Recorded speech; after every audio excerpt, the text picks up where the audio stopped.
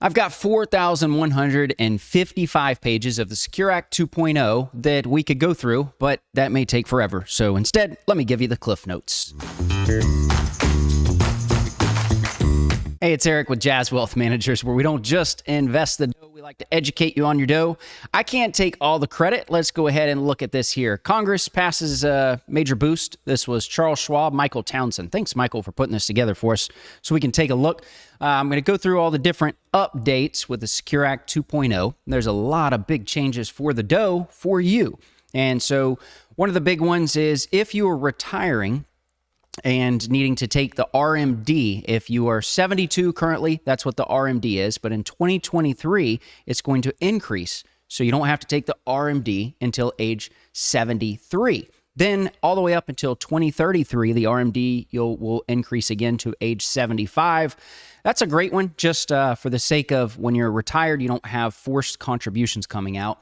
Some of these I'll go through also. Bear with me because we've got some that affect the younger savers as well as the older as well. The next one is the bill increases catch-up contributions for individuals age 60 through 63 beginning in 2025. So what this means is that currently you can put in $22,500 for 2023 into your 401k or employer plan. If you are over the age of 50 or 50 or over, you can do a $7,500 catch-up. Well, now you can also do a 50% catch-up in 2025 on the catch-up. So then you can do an additional $3,750. Now, as time goes on, that could change. That could actually increase because oftentimes they're going to increase the amount that you're already contributing to the 401k and the catch-up there. So just keep that one in mind. Also, IRA catch-ups, you would be limited. Now it will actually affect, the contribution will be affected by inflation. So if inflation goes up, your catch-up contribution will go up. This starts in 2024. They have some other changes here, but the big ones that come into play for you, a really good one right here is employees who have a Roth 401k won't have to take RMDs from the account starting in 2024. I've complained about this for forever on videos because it's never made sense to have to take an RMD on a Roth IRA, but if you had it in a 401k plan, you had to. Now in 2024, that's going to change. In 2024, employers have the option to match student loan payments with a contribution to the employer's retirement plan account. That's a pretty cool one for the younger savers because if you are contributing to a 401, or if you can't contribute to a 401k, that's the idea here, because you are also paying your student loan debt.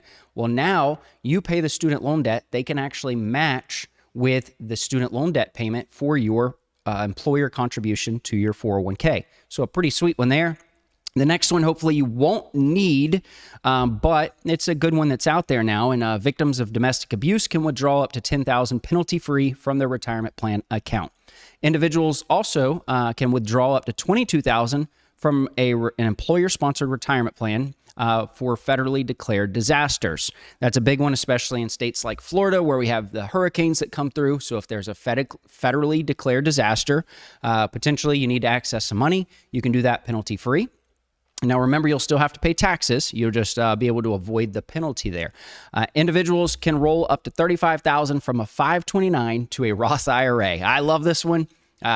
Complained about these 529s and the fact that you can't do much with them. The thing is, though, is that the 529 has to go to the student beneficiary. Oftentimes, you open it up in a parent's name. The child has the account as the beneficiary. Well, you can roll that into theirs, but there's a huge catch on this. And I want to make sure that I note that. It must have been in existence for at least 15 years, and the provision comes into play in 2024. Got a client that's probably watching this video that was hoping that would go into play sooner than that, but that's when that one comes in.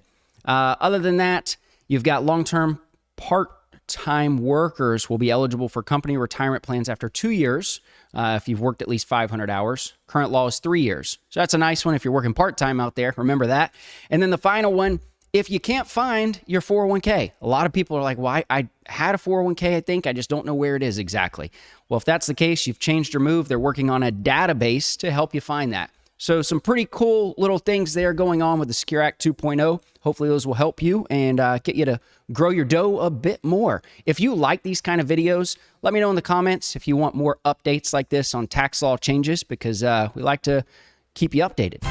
Thanks for watching. If you want to watch more FinTips videos, click here. Be sure to like and subscribe also.